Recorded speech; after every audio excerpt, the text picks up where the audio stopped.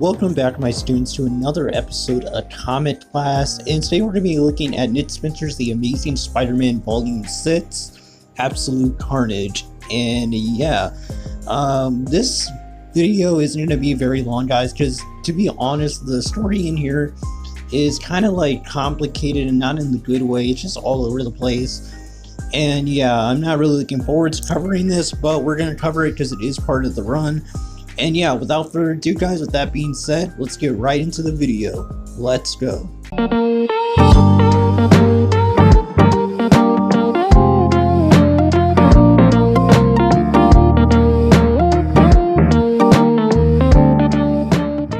Carnage is a story that has like tie-in issues to the Absolute Carnage event that was, I guess, made for the Venom comic.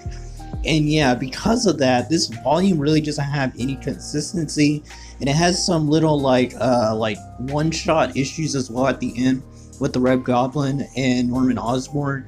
So I'm not covering everything in this volume because those extra things don't really have anything to do with Nick Spencer's run. I'm mainly just going to talk about the first issue and the two Absolute Carnage tie-in issues. So yeah, let's jump into that. So basically, the first issue basically focuses on Mary Jane and Peter's relationship, where they are at exactly in the story. And this is where we're told that Mysterio basically already got Mary Jane to agree to, you know, that play that he was given by Kindred. So she's leaving New York City to go perform in this play. And it's really cool to see her and Peter interact with each other. It's always been a very good part of the story with Nick Spencer and having these two interact, so I did enjoy this part of the story. Now we get to see that Peter does talk to Aunt May about him wanting to propose to Mary Jane and just what that means to him and to her. And this is where, you know, Aunt May basically gives him a ring to give to MJ. So now we get to see that, I guess, Teresa Parker, which is, I guess, his cousin and is an agent, arrives to help Aunt May, and I guess she's visiting them. And this is where she reveals that her partner, one of her agent partners, basically has been kidnapped by, I think, the Vulture or something like that. I think, no, you know what, the Chameleon. The Chameleon is the one that kidnapped him. So she basically tells Spider-Man that she needs his help to go capture and defeat basically the Chameleon and to save her partners. So Spider-Man agrees to that hesitantly, but he does agree, as you know, he has a responsibility of saving people. So we get to see that the Chameleon basically is talking to this agent called Albright, and yeah, basically he tells him that, you know, he wants something that only he knows, and despite what he does, he's gonna die anyway, but he wants to get this information out of this guy before he bites the dust. So yeah, whatever it is this guy knows, the Chameleon wants to know it, and we'll see if he does achieve it later on. So we get to see that, you know, Teresa and Peter Parker, basically they arrive and they fight off these minions of the Chameleon who look like they're wearing hazmat suits, so that's pretty weird. But we get a really cool action scene, and we get to see what Mary Jane's doing at the same time with her friends, and it's just a really well done panels on this page. Now we get to see that Teresa does make it to Albright, but it's too late, and Spider-Man realizes that they're too late as well, and Albright is actually dead already. So Teresa basically wants to get revenge on the Chameleon for taking Albright's life, so that sucks. Basically, we zoom past that afterwards, and we get to see that Peter does apologize to Mary Jane for not seeing her off on the plane. And basically Mary Jane says she understands that's nice. He has to do things as Spider-Man, and that's just going to be part of their relationship. We do get a reveal that Peter was going to propose to Mary Jane before she left, but things got in the way, and he had to help, you know, his cousin, so he wasn't able to do it. So it looks like we'll get that marriage proposal in a later volume. So yeah, so basically we get to see, this is the second half of the story arc, basically. This little mini arc, I guess you could say, with Kindred visiting the cell of Norman Osborn. Now, apparently Kindred knows Norman Osborn, and it's like this big deal to him on who Norman is and their history together, so it really seems like they're putting some clues on who it could be. I have my theory that it might be Gwen Stacy from a different universe, but we'll see if that's the case in a later volume. So this is where we get a flashback to when Spider-Man first learned about the symbiote and basically merged with it to become the black-suited Spider-Man.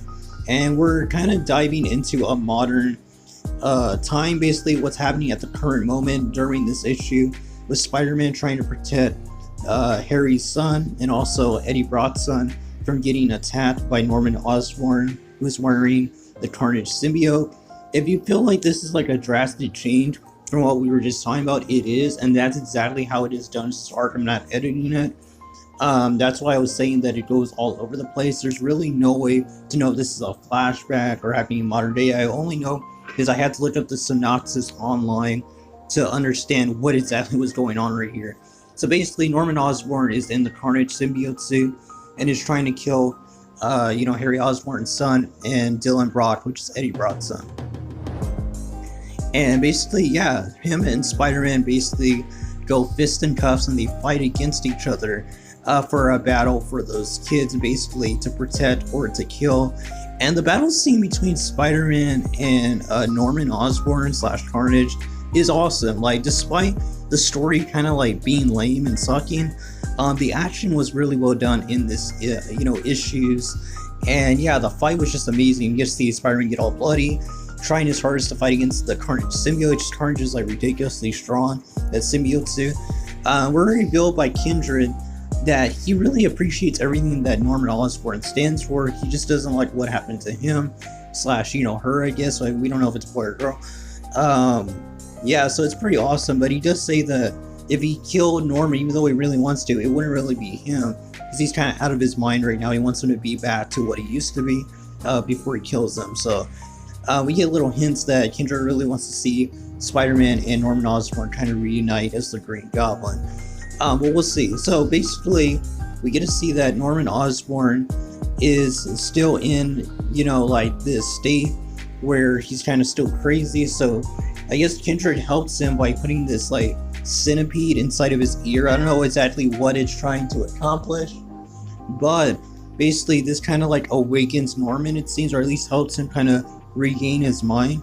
And we're kind of flashing forward from back to the past with the current Carnage attack on Spider-Man, fighting, and eventually he's about to get Norman Osborn's grandson, basically. Well, Norman's going to kill his own grandson and Dylan Brock. But this is where Spider-Man just unleashes all of his strength, and he knows that it's now or never. So they just go, again, fist and cuffs, and Spider-Man manages to pull out the win on Norman Osborn. So we get this really cool panel with Spider-Man on top of Norman Osborn with the Carnage symbiote basically being taken off his body, it seems, and it's just really cool. So basically, Kindred starts making his leave, but this is where Norman kind of like shows that he's regaining his sanity, or at least whatever sanity he has left, and basically says that he has a message for Kindred, and that's that Norman Osborn really does feel that everything that he has done has had a purpose, and that he just wouldn't understand him, but he wants him to know that he is proud of what Kindred has become, showing that Norman actually knows Kindred's actual identity, which is crazy. So it has to be someone that Norman knows, and there's really only two people I can think that this might be, being Dr. Octopus or Gwen Stacy, but we'll see. Maybe I'm wrong on both those counts. But yeah, and that's basically it for this whole tie-in, Absolute Carnage tie-in issues. And that's it, guys. Like I said, this was going to be a quick video. Absolute Carnage Volume 6 of Nick Spencer's Spider-Man is I don't even know if I want to say it was alright, guys. It was pretty bad. Probably the worst volume in the series, but at the same time, I thought the action was fantastic. The artwork was great as always.